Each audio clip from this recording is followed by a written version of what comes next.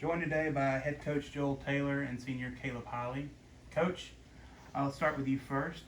Entering your second season as head coach and your sixth total season here at TAMU, what changes or improvements from last season has the team made, and what are you looking forward to this season? Well, I think the first thing you'll see is, as far as changes, is a pretty brand new roster. We've got two seniors returning and one other player, Tom Higgins, returning, and a lot of new bodies.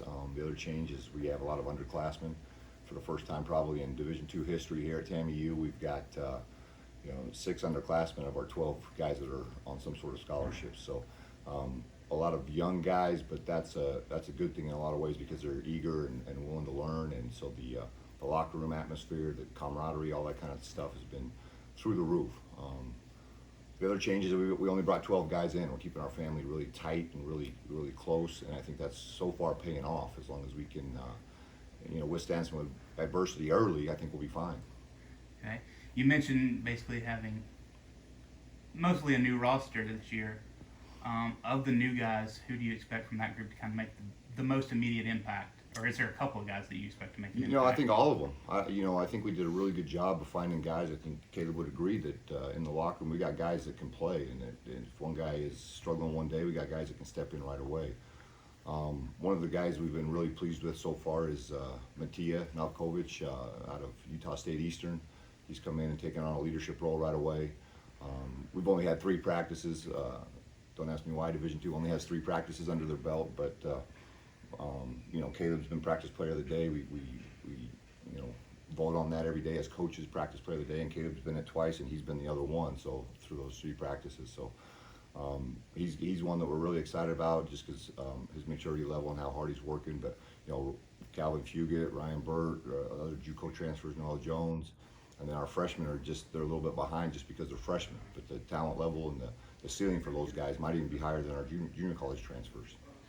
Okay, with this year being our first year in the Lone Star Conference, how did you and your team see the challenge of playing in one of the most well-established and successful leagues in Division II? Well, I think if you ask any of the former Heartland coaches, they'll tell you that we caught up with the Lone Star pretty quick as far as just success, talent, and in fact, if you look at the final rankings of last season, 4 of the 8 teams were from the Heartland Conference, and so that's not taking anything away from what we're getting into. We understand the Angelos and the Midwesterns and Tarletons and all that. Go down the list. It's a tough conference, top to bottom. Basically, I feel we've taken 2 power conferences and combined them into something on steroids almost. So it's going to be a battle every night. Also, we've battled Kingsville and we've played the New Mexico schools. We played them all throughout the years here and there, and so we're aware of the places we're going to be traveling and the facilities and just the history in that conference. I think the one thing that separates the two is just the Lone Star's been around for 100 years and Heartland was pretty new and now it's gone. So the traditions in those places are going to be a little bit different, more established, but we're excited for the challenge and I think we're going to surprise a lot of people.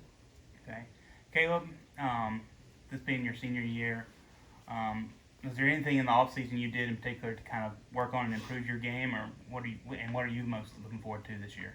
I'm mainly focused on just making sure my mind's right, making sure I can be able to help the guys come up and be caught up to speed and be ready to play in the Lone Star Conference. And I'm looking forward to competing this year and playing my heart out and us going as hard as we can and my teammates having my back. Okay, and from your perspective, what is one of the keys you think will lead to this team's success this year? I think just the thing that will lead to our success is us staying together and playing together with each other and just doing what we know how to do and keep working. Okay, and then kind of the same question I asked Coach. Of the new guys, from your perspective as a player, who do you see making the biggest impact on the team?